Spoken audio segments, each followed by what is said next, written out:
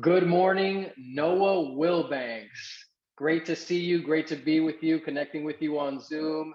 So good to see you again, my friend. How have you been? Man, I'm doing great, man. It's good to be here and spend time with you, Anthony. I'm just so blessed and excited, and God's been so good, man. We've had a big transition, and we're serving now here with the Fellowship of Christian Athletes in North Central Florida, overlooking 11 counties. But just being able to talk with you and share time, and it's really exciting to be on your show, Anthony. So I want to thank you for calling me and allowing me to share this time with you, brother. Yes, sir. It's a pleasure for me. Noah, I call the podcast Miami Shine Podcast. And the whole purpose for the program is to allow me to shine some light on good people like you who have been doing some great things for the community for such a long time. And Mm. I know that today you find yourself a little further north, right? You're in the Yes, sir. Gainesville area, Yeah, that's but right. for so long you've been operating in Miami, right? How long were you in Miami? Oh, well, I played football at Carson Newman. I went to school at South Dade Senior High, had a scholarship, went to Carson Newman, had probably one day with the Toronto Argonauts. That didn't last well. So ended up back in Miami in 1998. So from 98 all the way to 2019, or, the end of 2019, we just worked that mission field, brother, and just, tilled that land and soil. And the first 6 years there as a school teacher, and then I've been on staff now with FCA as a missionary for 15 years. 15 years. And so you played football in the Miami area. You did ministry in the Miami area for so long. Right. Noah, how did you come in contact? So we're talking about FCA, right? Yeah. Fellowship of Christian Athletes. I would say a nationwide ministry, but actually, pursuant to a little research that I performed, this is an international ministry. You tell me, how far does this ministry span? It's global, so every coach, every athlete, that's our mission, whether whether here in the United States or globally. For us personally, we've adopted South America and different sections of South America that we're really diving into, and as far as whether it goes missions or our missions trips. And so, yeah, I mean, that there was a big put probably about 10 years ago. It was a tremendous shift. They've always been doing global, but you just really saw it go to the next level when our leadership got challenged on every coach and every athlete, which is our vision/mission to. And God just blew some doors open all throughout the world. And we've got leaders strategically placed in different areas of the world and all types of emphasis, whether it's soccer or just the many, dance, you name it, man. Even trying to teach American football to Brazilians. I mean, it's truly an incredible venture. I think that the ministry's taken on, but God has just raised up some beautiful people, love Him, that understand and know how to operate, under that umbrella of sports. To be That's able to, amazing. That's yes, amazing. We're going to get all into FCA, but let me take a step back before I get ahead of myself. A little bit more about you. Born and raised where? So I was born and raised in West Palm Beach, and then I moved down to Miami when I was about 15.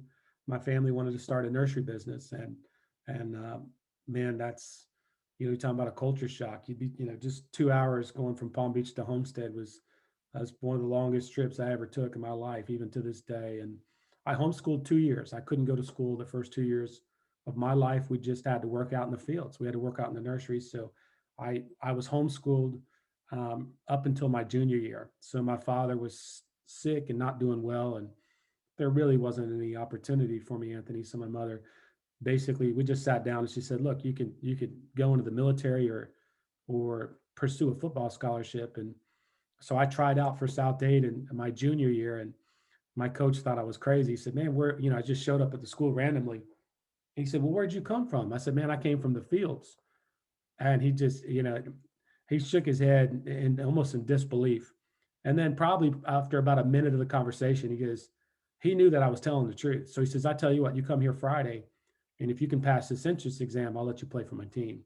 So I passed that entrance exam, and that probably was a miracle in itself because just you're in just survival mode, Anthony. When basically the situation I was in during that season of my life, and little did I know the relationship that was formed between me and the coach was, even today I'm picking up the phone talking to him, My father went to prison, unfortunately. He got hooked into some addiction, and my coach was like my dad. So the ministry of FCA started a long time ago, even when I was just a high school, just with a dream to make it out of Homestead or go to college. And God provided a football coach, and Don Drankon, and he treated me like his son. And I ended up getting a full scholarship, and I'm one of his pallbearers. He's got 7 pallbearers from 7 different generations of his favorite players and in his 30 plus career. And so I'm honored to be one of those pallbearers, to be one of his athletes, and basically impacted by his ministry of he treated his players like his kids, basically his sons. So Incredible story. I've always loved your story. Now, so you're you move down, you yeah. work in the fields, you go to school, you play some ball. So when do you get into ministry, and when do you get started with FCA? Well, I when I went to college, I had no idea that the college was, our coaches were Christian. I just knew that Carson Newman was putting a lot of athletes into the NFL. During that time in the 80s, they won 5 national championships. And, you know, um, I just felt on my recruiting trip, this is where I need to be. There was a bunch of kids from South Florida. And the first time I sat down, the coach told us about loving God, and his vision for his team was developing young men to be fathers and husbands. And it blew me away because I've never heard anything like that. And I was shown a lot of love, obviously, from my high school coach, but I've never heard it from that platform. So I didn't know the Lord. I wasn't saved in high school or college, but a lot of seeds were planted. I had a guy, he ended up being the chaplain for the Baylor Bears. He'd knock on he used to call me 10 Bears. And he'd come into my room once a week and he'd do Bible studies with me and my roommate and some other football players. And that was radical for me because I've never really gone to church growing up. And he just really sowed, he was pouring into our lives. So I said, I don't know. And they tried to share the gospel, and it wasn't my time. But I tell you that the seeds were planted. And I was drugged to FCA a couple of times in college. And it wasn't till afterwards, when I got back home, I was working on South Beach. I was a bouncer. And this was 3 days after it didn't work out with Toronto. And God, it was about 3 a.m. And I just felt God say, this isn't my plan for your life. And I had a girlfriend actually in the nightclub that night. And I told her that night, I said, where I'm going, you're not going to want to go, because I finally understood what decision I needed to make. And man, that was a long trip home from Washington Ave to Homestead, man. Well, when my father went to prison, he left a tract from Oral Roberts. I don't know if you're familiar with his ministry, Oral Roberts ministry. And Sure. I read that tract in March of 1999. And I said, God, whatever life I got left, I'm giving it to you. And I just gave my heart what I had left, after the surgeries and the concussions and just those times. And something incredible happened to me that night. And I woke up, Anthony, and the problems and the challenges were still there. But I knew there was a major transformation that took place in my heart. I knew that I had gotten born again. And a big sign of that is when I read the Bible, I was able to retain scripture. I never was able to retain scripture before that. So there was some things where, when a container is whole, it's able to hold the water, and the leaks were gone, man. Hmm. He took a broken life and gave it purpose, basically, and basically that day I committed, that day and the rest of the days I had here until he takes me home to serve him. And I didn't know it would be FCA, Anthony, to be honest with you. I had no idea. So the high school coach, mentioned, man, you might be a great head football coach here. You're alumni, you made the Hall of Fame. I mean, and I said, you know what? I don't want to do that. I said, I'd rather just pray and talk to the kids and try to help them. I think there's a greater need here than winning the games. You're called to win the games. And he freaked out. He says, I can't believe, like I was having this conversation with him that, I didn't want to be the head coach or go down that path. But I said, I don't want any money. I was a school teacher at Redland Junior High. I said, I'll just do this because it's the right thing to do. He said, I'll do it with you. And the rest was, bro, the rest was history. We had 80, 90 kids. We were baptizing them in the trailer. It was just radical. And it was me and the head coach doing it.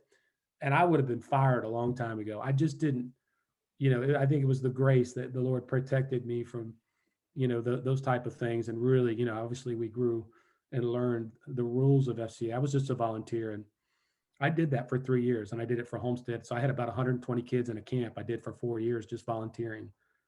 And then I got a call from our local director at the time, Mr. Oliver, and he said, "We need to bring you on part time." I said, "Look, I just want to help kids. I want to give them the opportunity that I had, when I was, with Don and the coaches that, and it just never stopped, Anthony, to be honest with you. I became part time, full time, and then became the director, and then stepped in that regional role the last 5, 6 years ago, and then stepped in this role a year ago. And, I've got a lot to learn, brother, but I'm very grateful and very humbled, and uh, it's been an incredible journey, man, to say the least. It really is humbling, even today, waking up and it's very humbling, man, to be able to, I'm still alive and be able to do this. And so, I'm just grateful, that God's continued to allow me to do this. But this started all the way back in 1999. That's incredible. And so, FCA, Fellowship of Christian Athletes, is a sports ministry, a global sports ministry. And I know you've been working hard with FCA for many years, and you've grown up that ladder. And today you're located in Gainesville, but you're overseeing the region, right? Are you the regional director at this point? Yes, sir. So I'm overlooking 11 counties, 86 schools. Right now, we have about 5 field staff, 1 administration. 2 years ago, we had 2 staff. So even despite these challenges, the Lord has really been gracious to grow our team up here. And we've got 2 major colleges here, obviously with the University of Florida and Santa Fe Junior College. And we just have an incredible opportunity, man. Um, it's exciting because there's just some things we're going to be able to do with these coaches and athletes that they haven't seen yet, and give them the opportunities that our South Florida family had, and I've got 13 months under my belt. So what we're getting a lot right now, Anthony, is we're getting a lot of buy-in. There's a lot of trust that's being built, things that really are important when you're going to build some solid discipleship ministry. Agreed. Now, Noah, when I was meeting with you down here in Miami, Yes. periodically, you were giving me the stats, and I was blown away every time. So in Miami, pre-pandemic, how many schools were you guys in FCA in Miami? Yeah, so 98% of this population passes through one portal, which is the school system. So we actually, within our 28 schools that we had presence in, we had 37, 38 huddles just within Miami-Dade County. There was 152 schools in Miami that had sports programs. So, and that's not counting the camps, community sports. There's 4 really lanes we can travel into to be able to have one-on-one relational ministry with our coaches. Everything we do is to and through the coach, and then obviously training up character coaches, and then pairing them with soccer teams, wrestling teams, football teams, girls basketball, you name it. Remember, there's 7 sports per school, Anthony. So if I went and seen 7 coaches on a high school campus, we're going to get buy-in from 3. Well, you do the math on the 3, that's about 120. So you all map out how many schools are in the area, how many schools have sports programs, and then you build a relationship with those schools to come in, right? Yeah, because we're an equal access club. So if you got a math club, chess club, legally you can have an FCA club if you have a student leadership and a teacher sponsor. And our campus club has a lot of non-athletes in it. They're just the kids that wear that Miami Heat jersey or go to the games and cheer on their football team. So, we do have a huddle, which is we call it a general huddle, campus huddle, where anybody and everybody at that school has access to that. So that once a week where they can come in, and those are usually our largest huddles. So we are every coach and every athlete from the influential standpoint, but our general huddle is filled with many, many young men and women that are just, maybe not gifted enough or maybe to be on the field, but boy, they wouldn't, they got face paint on, they don't miss you. Get what I'm saying? I mean, so it's really awesome to see the dynamic of those 2. And then you get them all in the room where you have maybe 4 active athletes, and 42 just students that just love God and love sports. And then you get some real solid leadership in there, with a president, a vice president, a secretary, a treasurer. You really just empower those leaders to run their roles. It's a beautiful thing, man. God's been using that, has had his hand on that since 1954, man. Since It's incredible. 1954. Yeah. That is incredible. So Noah, taking this from a very practical perspective so that our listeners understand how FCA works, how it gets started. Yes, sir. Let's say maybe someone like you approaches a school with a sports program, and you discuss FCA. At some point, they agree to have FCA affiliated with their school. What does that relationship look like in practice, in a day-to-day FCA? I know you mentioned huddles, and I'd like you to elaborate on what a huddle is. What else? And I know that you all are doing uh, more than just huddles. I've seen a ton of photos where you guys are in class, and it looks like these students are reading. These athletes are reading from the Bible. So, what does it actually look like for the listener who's not familiar with FCA? What does FCA look like when they're on campus? Yeah, so everything we do starts with the coach. So if I go onto a campus, I'm going to set a meeting with a coach, and I'm going to talk to uh, the coaches, whether I start with baseball or football, and they have the opportunity to have FCA with their team, which would be a character mentorship leadership program, or they can be that sponsor that we just talked about. Remember, to have an official FCA club huddle on campus, you have to have a sponsor and student leadership. So I'm always going to go to the coach. And why? Because that's our method of ministry. That's our strategy. Our method of ministry is to and through the coach. They have incredible influence. So I try to find the faith-based coaches on the public school. Let's just take Southridge. So we're running it at Southridge. We still have a strong huddle down at Southridge. So Tim Neal is an incredible guy. He loves God. He loves FCA. He's got 120 kids in his program. He's our teacher sponsor. So he went down there to the activities director. He got the paperwork filled. We found 3 leaders. Bam, once a week, every Tuesday in his classroom for lunch. Everybody come in with their lunch.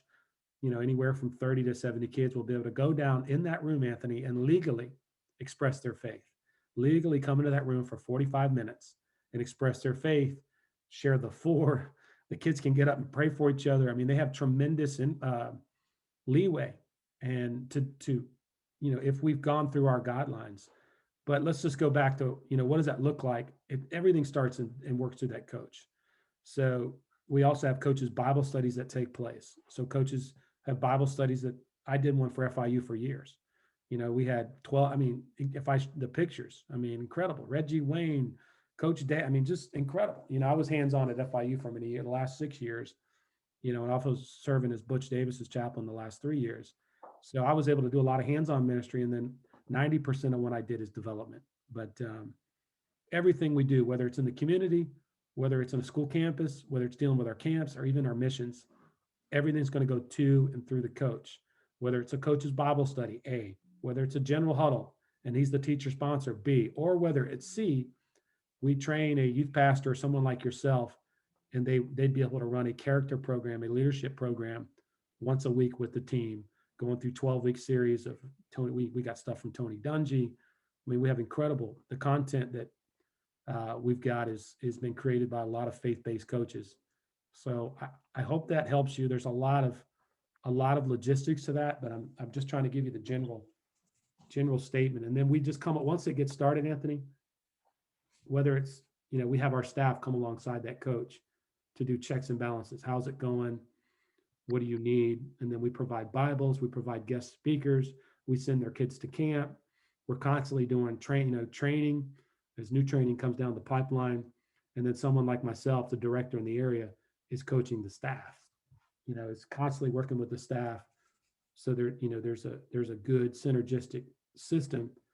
Basically, at the end of the day, it's hearts and souls. And we probably had about 3,000 kids going through our program in Miami on a weekly basis. That's not considering the Night of Champions outreach that we haven't talked about. Incredible. And yes, that certainly helps, the overview and, just getting us a general overview of the so many things that FCA is a part of. And Noah, I remember some photos you shared with me in some of our meetings, and there's one that sticks out. I Yeah. remember seeing a photo, and if I recall correctly, it was students sitting down in a classroom, and it looked like they were reading from the Bible. And I even remember, I think it was one student who had a small child on his lap. You know, is this the kind of situation where you see these kids dedicated to the point of even maybe having their child with them in this classroom and participating in athletics and also participating in the gospel? Do you recall that? Yeah, I do. And this is a big reason how we got you to jump on board too, Anthony, because FCA attracts a lot of at-risk kids. So we get a lot of kids that look for sports as the way out. So they don't have daddies. There's a lot of kids in FCA that have no dads. You just heard my story of a, dad going into prison for 7 years. So I was basically I was one of the kids that God raised up, regenerated through his spirit, saved, and then put back into that environment. How cool is that? So That's now I'm cool. speaking from a platform of, hey, I understand some of your story. So 70 to 80% of the kids of that 3,000 are at-risk kids. A lot like the kid you're just talking about. It was at Homestead Senior High. I know exactly what you're talking about. And he obviously didn't have a babysitter. So his son had to come to the huddle. And, so we just happened to capture that pic. That picture went viral across the United States. They still show that picture in Kansas City as, it really comes down to the why. Why, Anthony? Why are we sitting down, Anthony? Why, here's really why we need you, you know, is because this is a ministry, a strategic ministry that's going to really go and use the platform of sports and reach a lot of at-risk kids, a lot like the one that you saw that day. And there's many, many others that we never caught on, we never got a picture of, or videos we never able to take of. You just saw one of the hundreds. Um, and that's the deal. Because why? Because they're going to do what coaches says, right? So the most influential person in our society, we feel, besides the parent of the home, is the coach. And I'd put the pastor up there too personally, but we like to say that the coach is probably one of your top three most influential people in your community. Uh, when Manny Diaz gets an opportunity to do things, people listen. You know, now I know Manny Coach Diaz personally, and he loves God. He's born again. He has FCA part of a program. He's got his own FCA chaplain. Not all the coaches are like that. If they're not like that, that's fine. So I challenge our staff. Let's go make sure that we're ministering his heart. Let's make sure that he may not be ready to hear that yet, but we can do through service, So you got to look at it from that organic standpoint, that if we're discipling the heart of a coach, we're going to have ministry 5 days a week, not just the 1 day a week during chapel. That's exactly where I was going next, Noah, is Okay. the importance of the coach, Mm-hmm. right? You talked about it in your life when your father was in prison, Yeah. and you met a coach who played a big role in your life. Yeah. Sometimes these coaches play the role of a type of father figure for kids who don't have fathers, Yeah. or who don't have present fathers. And we understand the importance of coaches if we are involved in athletics, if we're involved in these programs, but really, we need to appreciate the role of these coaches society wide, because you've seen it yourself, where a lot of these at risk children, or underprivileged children, perhaps don't have father figures. And Noah, tell us a little bit more about how important it is to have these coaches help these kids who perhaps don't have a father figure and perhaps don't have guidance. Um, hasn't it been your experience where you've seen that these coaches, at the end of the day, are really far more than just a coach in these kids' lives? I mean, they're not just uh, teaching them the sport, but they're really pouring into these children. And I think I've heard you say it before, but I don't want to speak for you. But I think I've heard you say before where these kids come to really, really value and honor and respect their coaches. They listen to their coaches, whereas perhaps they wouldn't listen to somebody else. But even if the coach is instructing this young child, this adolescent, even if they're instructing them on how to carry themselves, how to grow up to be respectful men, respectful women. This is really, really an important figure to a lot of these kids, right? Yeah, absolutely. So that's why we really try to help the coach understand their role of they're more than a coach. That what they're doing, and a lot of them get into coaches because they want to, they get on the board and they just love the strategy and the competition and the going to war type thing, regardless of the sport. But we've got a bunch of workshops and trainings, and we actually created a program called three-dimensional coaching. You're going to love this, man. So we're walking these coaches through capturing the heart behind the jersey. How cool is that? So we've got studies that when the kids fall in love with, the leadership style of love, right? And they'll run through the walls through these coaches and to help the coaches say, you don't want to abuse that power. Just realize that, whether you win 10 or lose 10, your influence on these kids are way more than you realize. You have this child more than time wise, more than the parent does right now. Okay. Let's talk the normal 9 to 5 working parent, and the child is in the coach's care for 3 hours a day, 3 to 4 hours a day, right? In some situations. So we walk the coaches through three-dimensional coaching. So because a lot of coaches just coach on the first level. And the first level is just fundamentals. That's blocking, tackling. Let's get them strong. Let's get them fast. Let's get them mentally prepared. The second level is psychologically. That's when you're teaching the leaders how to coach. So I'm taking 7 leaders on my team. How cool is this? And teaching them, and now they're coaching, because peer-on-peer coaching has showed their increased ability to receive and learn at a higher level because they're learning from their peers. And then finally, level 3 is when the kids genuinely believe that you care for them and that you love them and that you have their best interests at mind. And those teams are winning state championships. And they're beating a lot of other teams that have more talent than them because they bought into the process and they believe in their coach. So we're working on it on 2 levels. That once a week we get the hour with the kids, right? Whether we're doing a character program or a faith-based program. And then B, we're working one-on-one with that coach and taking them through our three-dimensional coaching and helping them understand their God-given assignment, right? Their God-given assignment with, do you understand these 40 kids and these 40 families represented as, 3, 4, 5, 6 generations deep? And, that 3 hours is a lot more than, so does that make sense, Anthony? Sure, So sure walking does. on, so we just don't, and the youth is extremely important. But if we miss that side of it, of ministering his heart and helping him understand his God-given assignment as a coach, we're striking out, man. And I'm constantly challenging our team and even myself. So every one of our staff disciples one coach. Every one of our staff. It don't matter if you're a regional director, state director, area rep, ambassador, I want everybody discipling one coach. And then, so it starts with us. That's what I tell when I challenge our team. Right now we've got 6 field staff, 2 administrators in our 11 cities. Every field staff is discipling one coach. And then, our getting our coaches through that program is absolutely crucial. And then the buy-in after that is ridiculous. Then we truly are accepted in their world as someone that's coming alongside of them and helping them and walking with them and caring for them and praying for them and helping them with what? Their marriage. We got workshops that help them deal with their finances, how to coach three-dimensional.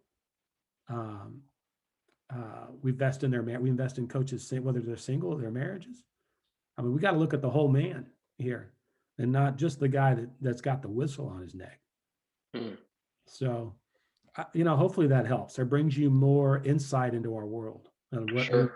how we look and see ministry. Now, for a student or a student athlete who's listening to this program, does FCA provide opportunity from what age or what school level? Yeah. How far does it span? So we're middle school, college. We're middle school, high school, college, pro, and community. So within those 4, whether it's club sport, middle school, high school, college, or professional. I don't have a professional team in my area here. I did a little work with the Dolphins down there. I didn't do a lot of professional work. We were really strong in high schools and college down there in Miami, very strong. We had two staff at University of Miami. I was hands-on with Butch, and then we had an incredible campus huddles at both of those colleges. And then our middle schools were really bought in, zeroed in, and our middle schools, we need to do a better job. I thought we need to do a better job there. 80% of kids are making the biggest decision, or 85% of kids are making the biggest decision in their life before the age of 18. Before the age of 18, they're making that big decision. Anthony, I wasn't that kid. I crawled out of that. I crawled out of a nightclub and, at 26, 27 years old. And the guy that was, it was me and Cristobal, he's the head coach at Oregon. And then my brother-in-law was in there, and there was a Navy SEAL in there. It was wild, man. And I'm sitting here, I got a cigarette in my mouth, my girlfriend, and God just saved me, man. He takes broken guys like us, man, and Amen. He gives our life purpose. I have no problem sharing that. Everything I've done and everything I've been able to witness is by the grace of the Lord, and Christ. And so it really keeps me in a good position, really where I should be, which is on my knees, being grateful and, and those type of things. So programs and processes are important, but relationships will always triumph. It always come down to the relationship side. So for us, great ministry comes from having a solid relationship with God personally, and then solid relationships with our coaches, because everything stems off that coach, whether it's we're working with his team, we're taking his staff through a Bible study, or he's our teacher sponsor, and every kid in the school has an opportunity to huddle. So I think we just brought some real good clarity to the audience, hopefully. Oh, no, I know you're doing a great job, Noah. So now I've got to ask you this, okay? I know that you all had and still have a great presence in Miami. You guys have done a lot of good work. You're in a ton of schools. You're connecting with these kids. You have thousands of kids running through your program on a weekly basis. I mean, you are really on a real level impacting these kids' lives on a daily basis. And I know that you all have had a lot of success in Miami. Still, as I continue to study Miami and to study especially the point where society intersects with religion, Noah, I'm curious, how difficult or not was it for you or your team to get something started in a school in Miami on just a regular basis? What did you find this welcome, open embrace? Were you met with resistance? On average, what was the experience? How difficult or not was it for you to get this type of program started in a school? So I would say for us, it was 90-10. 90 very favorable, accessible, 10% resistance, if that helps. And a lot of that had to do with the coach was just in love with FCA and went to his principal and says, this is a part of my program. That's incredible. Now remember, the coach has influence even over the principal.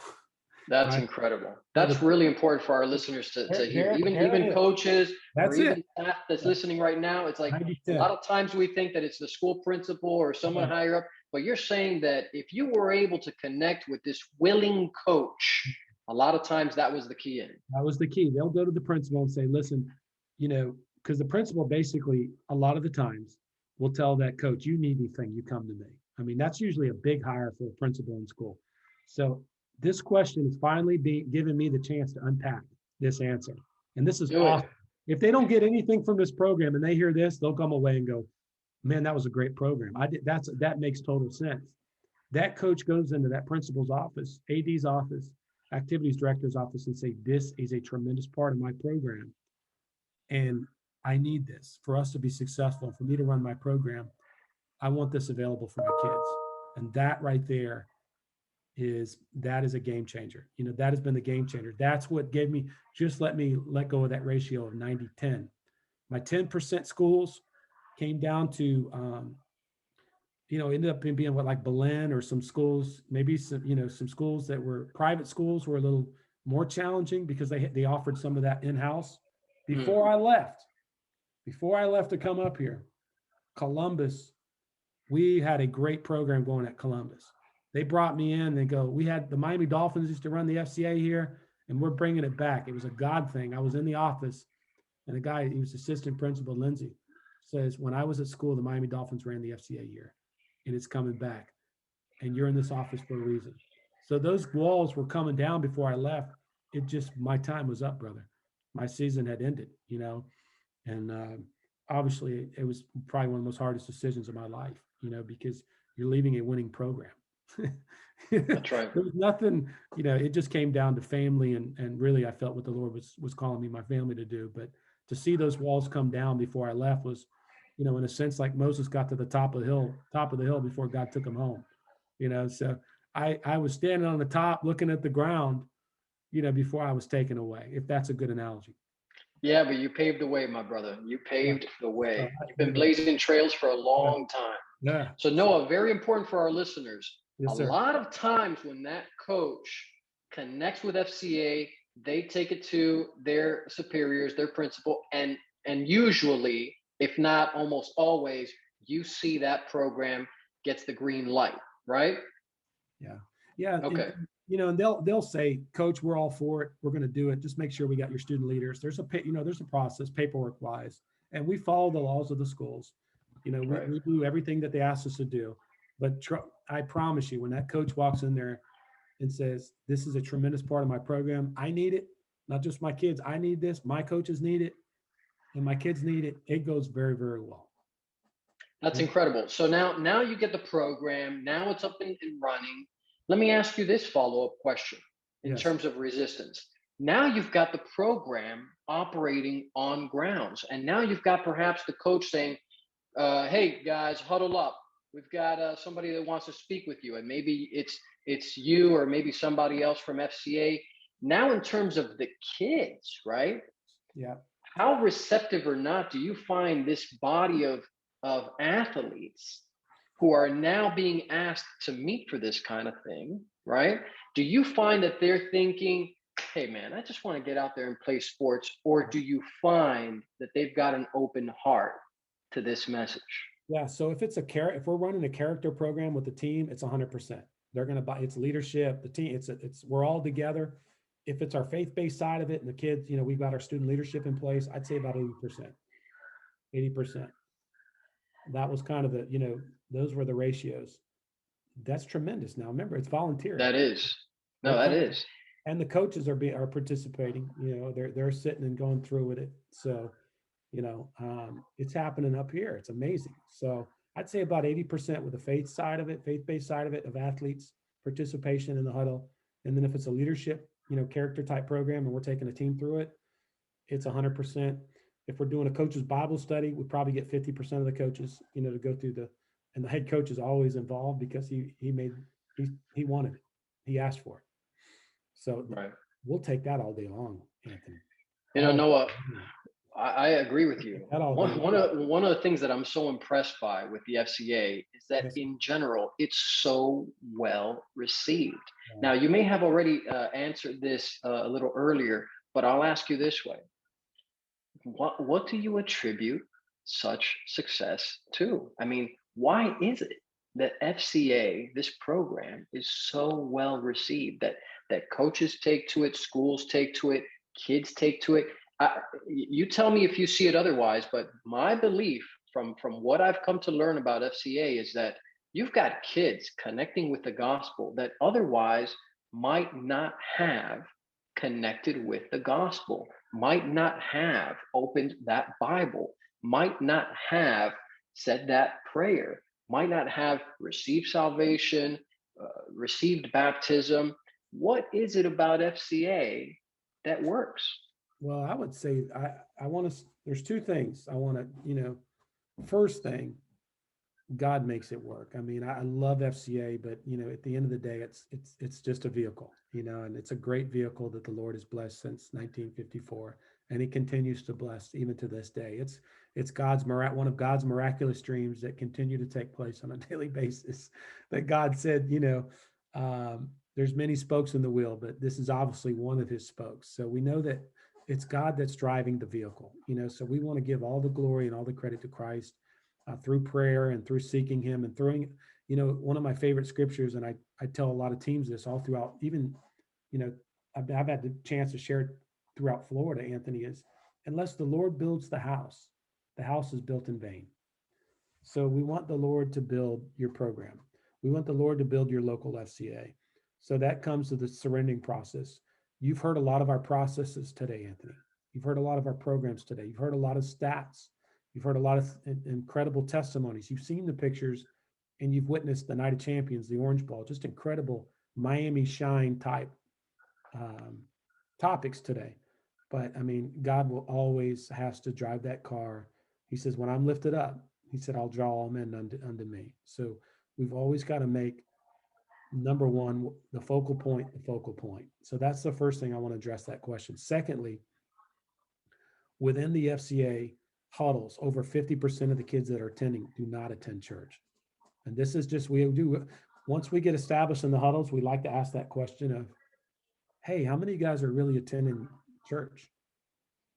And less than 50% of the hands go up. Now, I'll tell Mm. you, in my heart, and what we want them all to go to church. That's just not the case. So we even train a lot of local pastors do FCA, even still in Miami today, and it allows them to build relationships with those kids they would never have the chance to build relationships with within their building. Now, maybe at some point, there's an organic process that takes place, and some of them they begin to plug into the local church. But usually, over 50% of the kids in the room are not attending church. I hope that Incredible addresses. And stats. I tried to address Incredible that stats. question. I tried to address that question in two steps. Yeah, great. You've been doing a great job, Noah. You're always so easy to talk to. Thanks, bud. So now in wrapping up here, I want to ask you just a few quick questions. All Yes. right. Now, and I haven't even given you these questions prior, so I hope I'm not springing them up on you without preparation or whatnot. But if you can just take a moment and think back, all right, to so many great testimonies, success stories. What's one of your favorite FCA moments that you'll never forget that has impacted you greatly? And I know there's a ton, I know, and that's why I'm buying you a little bit time here with a longer question. That's okay. So, Yeah. what would you say is one of your favorite FCA moments that's just going to live with you forever? Oh, there's a time. I'm just going to go with three of them. Okay. Go for it. So our Night of Champions went from, in 7 years, went from 200 to 1,100. And we saw, 423 kids at the altar. And we had 17 teams. It was probably 3 years ago at Christ Fellowship. That blew me away. Genuine. You're reading the cards, making the calls, follow-ups, baptisms. That would be one of them. I would say probably with my head coach at the beginning of FCA, when we were baptizing the kids, we had igloo coolers. And I didn't, man, I was a baby, man. I didn't know. I just said, look, coach, the Bible says we got to baptize them. That's how, I mean, I was just brand new, and we had coolers lined up and we were baptizing them in the coolers in a portable at South Dade Senior High School. That's radical. I told a guy from Chick-fil-A, this is incredible, that story. He wrote a $10,000 check and he donated it to the ministry that day. And that's as pure, and I'm sharing it with a pure heart. I know it. It was me and my head coach. Come on, man. We had Yeah. intro roll in there. We had NFL, we had all, I mean, just diversity was beautiful. And we were just, down in Christ, up as new men. And we, me and my coach were trying to figure it out. And then I saw one time, and, I saw a guy stand up out of a wheelchair at one of my camps at Harrisfield down in Homestead. I don't want, I know this could scare some people or whatnot. We had over 100, we had created a second chance program, Anthony. Over 100 kids went to college through that program. John Brown, who plays for the Bills. Anthony Robinson, you remember him? He was homeless, born in a bathtub. And I saw a guy go out there to see his kid. We had kids coming from all over Brazil, Georgia. I can't make this up, man. They still talk about that camp down there in Miami. And I saw a dad get out of a wheelchair one time. He probably went back to his wheelchair or whatnot, but every player, I had 35 kids out there. There was 4 recruiters out there, and it was hair raising. Those kids never used profanity out there. They were on time and I charged them all Bible scripture. You were not allowed. I didn't charge any money. You couldn't sit on that bleacher at Harris Field. And we had 7 NFL guys go through that program, Anthony. They were not allowed to sit on that bench if they didn't have a Bible scripture. And Mm. we have kids going to college that didn't have green cards. I mean, radical, radical stuff. Wow. So I get to carry, I get to carry that with me in my day and day journeys, even in 2021. So Yes. my here I'm going to end with this. Miami will always shine in my heart. Miami will always be home, and just to be able to unpack and share some, and there's some of these stories. It's really, really, really an honor, and I want to thank you for your leadership, Anthony, and uh, you helping Miami shine. And I just pray that God continues to bless your program, bless your show here. And I'm hoping today that maybe somebody was touched by our story or our dialogue today, brother. I'm sure that they will be. I know I am. Every time I hear about the work that you're doing and the work that FCA does and that has been doing for so long, I mean, decades and decades, I'm blessed by it. I'm impacted by it. It's the reason why I wanted you to share your story with the audience. And today we spoke in large part about what FCA is doing in these schools. But Noah, as you know, FCA has many, many, many other events in the community, many different outreaches, many different things. Noah, if somebody wants to learn more about FCA or get connected with FCA, perhaps they're listening to this and they say, I want to talk to Noah, I want to talk to somebody at FCA, or I've got an idea, or I want to get connected. Where can they get some information? Yeah, just go to miamifca.org, and all our staff is listed there. I mean, we put together a fantastic team down there in Miami. There's still 7 active staff. I would just go to the website. There's ways to get plugged in. They have incredible events. That event hanging on my wall right there went from 180 runners to almost 500 runners in 6 years. It's called the Glory Run. You've got the Night of Champions. You have the Orange Ball Prayer Breakfast. The events in Miami are epic, man. I mean, I'm just saying, they're Yes, awesome. yes, So you got 3 yes. major events that you got one in the fall, one in December, and one in the spring. So everything is listed on their website.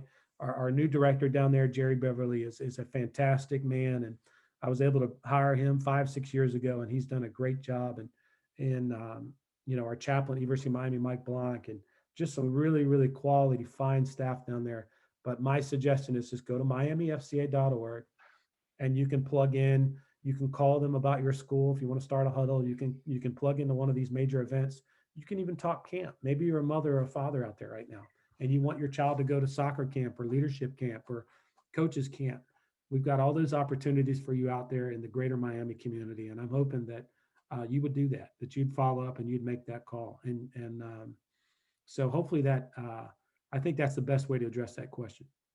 So good, Noah. Noah Wilbanks, thank you for your time. Thank you for connecting with us. Thank you for the information you provided us, the stories, the testimonies.